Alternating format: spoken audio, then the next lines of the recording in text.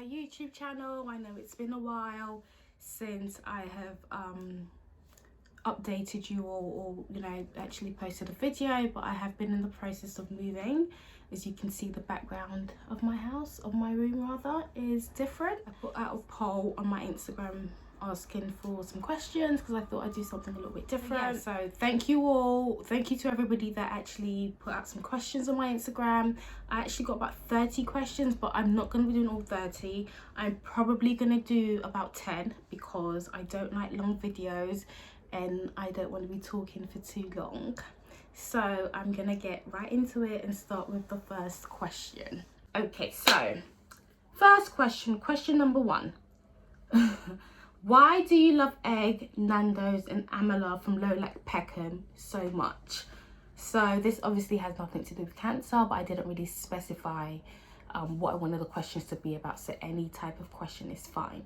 So yeah, my favorite thing to eat is eggs. I love eggs. I love Nando's, that's my favorite restaurant, and I love Amala from Lolac specifically. They're based in Peckham and their Nigerian food is spot on, 110%. So yeah, that answers that question. This one, question number 2, this isn't a question, but I'm gonna read it anyway, and it says, no question here, but want you to know that I love you so much. You know who you are and I love you even more. Pretty simple, right?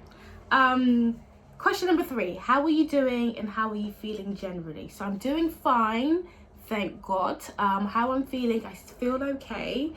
I feel like the same as I probably did a month ago, 2 months ago. I'm not really experiencing like major side effects. I still have energy. I'm still able to kind of do like my normal activities. Only of recent actually I've started cooking again, so which is really good because my favorite thing to do is cook, guys. That's one of my hobbies. But yeah, so overall I feel fine. I feel strong. Obviously you guys can see my little belly, so I'm obviously eating and I'm putting on weight, but I don't mind because I'm eating good food. Sorry guys, I'm a little bit hyper today because I had a bit of sugar in my tea. I don't usually have sugar in my tea, but today I felt a little bit sweet. Gosh, ignore me guys. I don't know what's wrong with me. Ignore me. But anyway, yeah, so yeah. So I am facing side effects, don't get me wrong, but they're not as major, not as bad as probably I expected. But I will talk a little bit more about that as I answer the questions. So I hope that kind of answers everything. Are you scared, or do you get scared or nervous? Scared, I don't feel scared, not even one bit. And the reason why I don't feel scared is because I serve a living God and he has not put any form of fear in this body. Okay, now I need to be serious whilst answer these questions. Forgive me guys. Yeah, so I don't feel scared because I serve a living God, and in all, like as I explained to you guys in like my first video, the moment I found out, I immediately knew that I was going to be okay, and I knew it was just a journey that I had to go through. So in terms of feeling scared, I don't feel scared one bit because I completely trust in God. I believe in God, and I know for a fact that he has already healed me, he has already blessed me, he's already protected me from the worst case scenario. And so I'm 110% not scared, only because I've got so much faith in God, and I know that you can't even argue with me that I'm going to be okay. So there's absolutely no reason for me to be fearful, there's no reason for me to be scared and all of that type of emotion. So no, I don't feel scared. Do I feel nervous? Now let me tell you where my nervousness comes from. My nervousness comes from the fact that there's a possibility that I could have a mastectomy. So one thing that I don't want is a mastectomy, and yeah, it's just something that I don't want. I want a lumpectomy, and I don't want to get rid of my breast. That's just the plain truth. And I do feel like if it did come to that point where I had to get rid of my breast, obviously I've got to do what's best for me. I don't want the cancer to return. And to be honest with you, I know that the cancer isn't coming back. That's just something that I really believe within myself.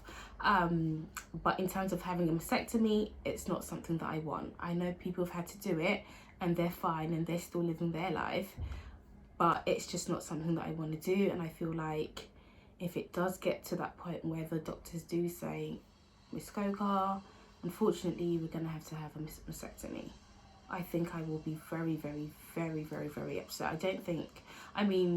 I'm not always going to be happy, am I? But I do think that is something that will probably knock me back quite a lot. And it's not because it's me. Well, it is because I'm getting rid of my breast, yes. And it's because, you know, I want to breastfeed, I want to have kids, and I want to be able to breastfeed. Even though I'd probably be able to breastfeed with my right breast, it's just, it rubs me off a lot of my womanhood as well. And so I won't be very happy, and I'd probably be making a video crying. So yeah, obviously there is a chance to have a mastectomy and a reconstruction. So once the breast has been removed, they would probably put an implant or get some fat from my body, hopefully my tummy, and you know, reconstruct it. Yeah, reconstruct the breast. Moving on to question number 4.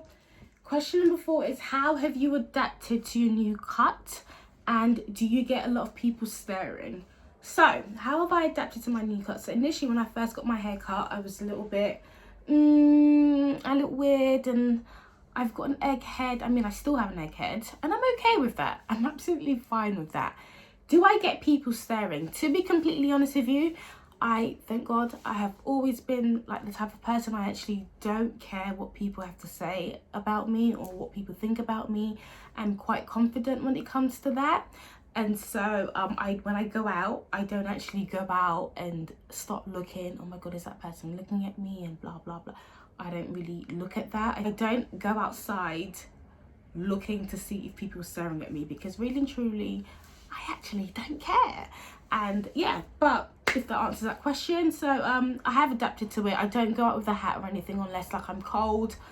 But yeah, I don't go out with a hat. I don't feel embarrassed. I don't feel insecure. I don't feel shy about my haircut. I think it is what it is. If you look at me, fine. If you don't look at me, fine.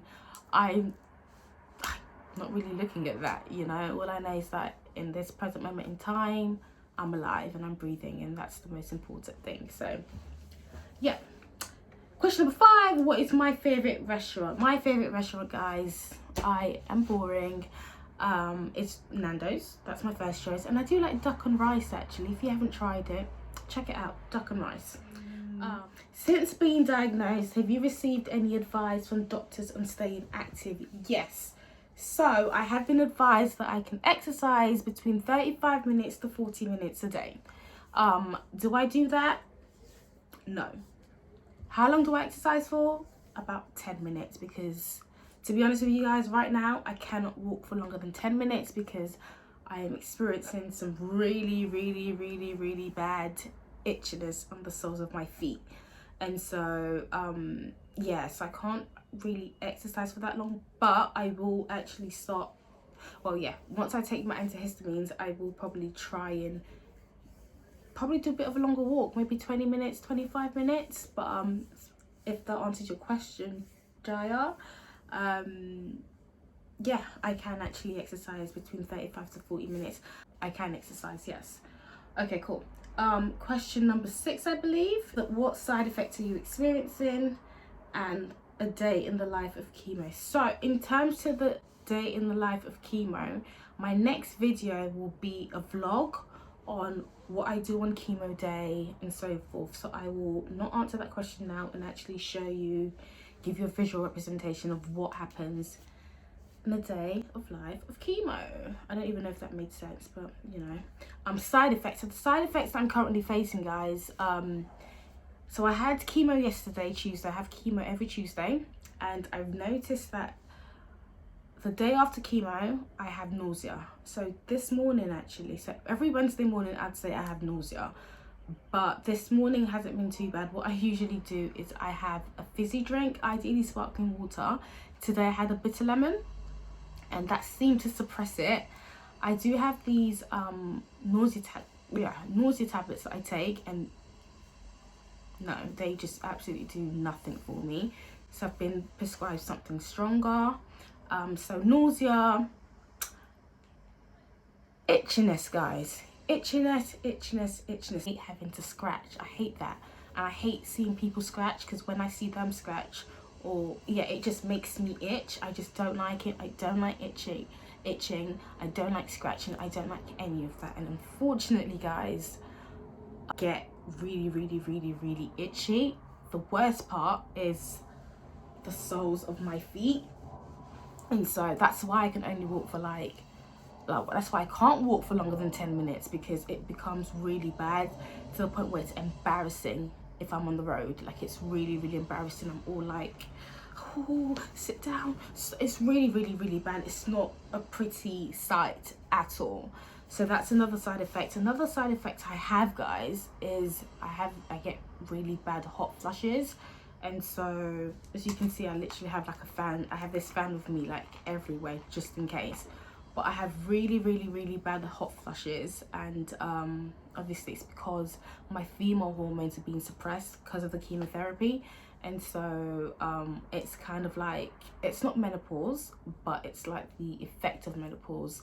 So yeah, kind of hinders my sleep, because I have to wake up and like make sure this is charged and, you know, pop it on and all of that. But yeah, so hot flushes. And then another side effect is pigmentation, guys. Pigmentation. So as you guys can see, I don't know if you can see, my fingers are really dark. Okay, so this is from the IV, so this is from the cannula. I bruise easily as well, guys. I bruise really easily. So this is from like the cannula, trying to draw blood. It's kind of a myth. It's really hard for them to like, they actually call me Mrs. No Vein, because they struggle to find my veins and then they struggle to draw blood. So this is from like these several attempts of trying to draw blood from my veins, but now they've moved over to this hand. But yeah, so anyway, I tend to bruise a lot. And yeah, pigmentation, back to pigmentation. Yeah, so my arm, my fingers are really dark. It looks like I bleach and I don't, obviously. My toes, guys, you don't even want to have a look at my toes. My toes are ugly right now, absolutely minging. I would show you guys, but you might never watch another video or show you. But yeah, hyperpigmentation. I also have so outside of my makeup, I also have like these dark spots. They're kind of like, they look like beauty marks. I've got them all over my face, all over my back. I've got some like, or I've got them underneath like the soles of my feet. And do I have them here? I've got like a few in my palms as well. But that's another thing that I'm suffering from. One thing I have noticed, guys, is I can't seem to concentrate on one thing, if that makes sense. It's like I'm having this conversation, then literally I switch to another topic. And another thing that I've noticed is I can't remember a lot of stuff. So I could be having a conversation with you now, and literally during the conversation, or you interrupt me and you talk to me about something, and I'm trying to get back to that conversation and I cannot remember. So I did actually speak to my doctors about that, and they said it's something called chemo brain. So I do think I definitely like 150% have chemo brain, because I can't remember anything. I don't know what question number we're on now, but I will continue. What movie can you watch over and over again without getting tired? The movie that I can watch over and over again is The Colour Purple, because that is my favourite movie. There are so many life lessons in that movie, you just can't even escape. It's just amazing. I love the book by Alice Walker, and I absolutely love the movie. So yeah. Next question, what red flags do you watch out for in daily life? Negative energy. I don't need it. Bad energy, stay far away. Make it stay far away. Just give me good vibe, yeah. Nobody needs negative energy. So that's the only thing that I watch out for. Food, I like seafood. I love seafood. So yeah, seafood and eggs. What's the best thing about getting cancer, the whole experience, and how it's reshaped your views? This is a very, very, very, very good question. So the best thing about getting cancer, I don't think getting cancer is a good thing, but I can tell you how the whole experience has, I can tell you what it's taught me. So what has getting cancer taught me? Really and truly, getting cancer has taught me that, number one, do not take your health for granted. Like, prior to getting cancer, I wouldn't say I was like the healthiest person on earth, but I didn't really eat crap. I didn't really eat chocolate or sweets or things like that. I mean, if I had chocolate or sweets, it's either because I was really hungry or I was being greedy. What else has cancer taught me? Cancer has taught me, one thing cancer has taught me is that God is real. I mean, I knew God was real before, but God is so real, and he listens. He listens. If any, yeah, you know what? The only thing that cancer has taught me is that God listens. Period. People can say, "Oh, yeah, I've had a new chance." Yes, I have had a new chance of life. You know, I have had the opportunity to see life in a different way. But cancer has taught me that God is real, and God listens. And yeah, that's like the main thing. Let me just give you guys an example. So I was praying for something. This was only about a month ago. Yeah, this was about a month ago. I was praying for something, and I think I was praying on a Tuesday. Right, I was praying on a Tuesday, and I was like, basically in the prayer, like, God, I really like need this certain thing, and I want this certain thing, and please, like, if I could get this certain thing by Friday. Guys, I swear, cut a long story short, my prayer was answered on a Friday, because on that Friday I got like the thing that I needed to get, or the confirmation that I needed. And so and that's just like one example, guys. That's just one example. There's so many other examples that I have, and it's not even like, they're not even major things. They're not major things at all. It's literally the smallest of the smallest, but every single time God has answered that prayer or that wish or even that thought that I've had in my mind. God has answered it. So if there's anything that I've learned from having cancer or being in a situation as severe as this, is that God listens and God answers. That's all. That's all. That's literally all I can say about on that topic. So yeah. Oh, did I answer how it's reshaped my views? How has it reshaped my views? It just shows me that God is real. God is real. That's what I know from this situation, that God is real, and that you should continue to live your life, enjoy your life, because tomorrow is not promised. But yeah, God is real, man. What are some of the internal struggles that you deal with? Look at you. Some of the internal struggles that I deal with. One thing I would say is guilt. And when I talk about guilt, I feel so bad, like having to like watch my sister or my mum like do things for me. I've always been quite independent, so I feel guilty when I'm chilling and I'm just watching them, you know, cook or clean, or, Tony, do you need this? Tony, do you need that? Are you okay? Is everything okay? Do you want to drink something? So I shouldn't feel guilty, because obviously that's my sister, that's my mom, and that's what they're there for. But I just feel really bad that they're having to do all of that, even in terms of like my friends as well. Like, I've got a friend called Dami, guys, and she's so lovely, and she's just amazing. She's just amazing. She's really, really, really, really amazing. She doesn't live too far from me, so anything that I need, or anything that, even if I don't say I need anything, she's always like, Toyin, do you need me to come get you? Do you need me to do this? And she comes to visit me as well, which I really like. But yeah, she's really, really she's been really, really good as well. So I guess it's just, I feel a sense of guilt seeing not people not necessarily rally around me, but I just don't want to feel like I'm inconveniencing anybody. That's basically it. So I feel guilty that maybe I might be an inconvenience to somebody, or they're having to come out of their way to do this for me, even though I know that, you know, they know that I'll do the same for them. I don't know, I just feel a little bit guilty sometimes, because they've all got stuff, you know, we've all got stuff going on. It's not just about me. I'm sure they're going through their struggles in their life as well, and I don't really want everybody to just drop everything and rush to my aid, you know. So far so good, I'm good. So yeah, I just don't really want to like inconvenience anyone or stress anybody out, so that tends to make me feel a little bit guilty sometimes. But yeah, how does Cancer change your life, and what have you learned, or what are you learning from this? How has Cancer changed my life? It's really all gonna just go back to God, but live your life exactly how you want to live your life. You make your decisions. If you make bad decisions, that's fine. You learn from it, you grow from it, and you do better. Simple as. But and trust in God. That doesn't even answer how it's changed my life, but I think I'm just more in touch with God.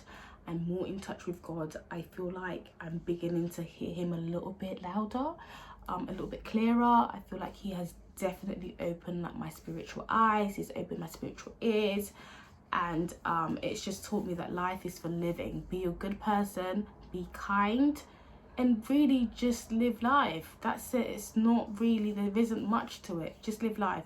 Be grateful, live your life, be kind, be happy, remain positive, and when you do have situations happen to you, embrace them and be grateful, yeah, that's it.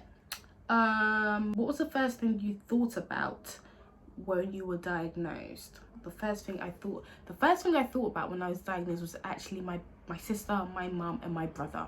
They were the first ones that came to my mind, because I just thought, first of all, guys, my twin sister, I was like, oh my gosh, she is going to cry. She's going to cry. She's going to be so upset.